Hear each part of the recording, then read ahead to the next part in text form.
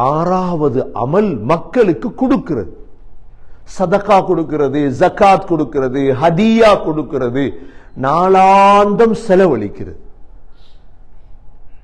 யார் நாளாந்தம் காலையில செலவழிக்கிறார், அல்லாஹ் ஒரு மலக்கு சாற்றார், அந்த மலக்கு துஆ செய்றார், அல்லாஹும்ம அதி முன்ஃபிகன் ஹலஃபா, யா அல்லாஹ் யார் செலவழிக்கிறாரோ அவருக்கு பிரதி உபகாரத்தை குடியா, நல்லா குடு, அள்ளி அள்ளி குடியா அல்லாஹ்.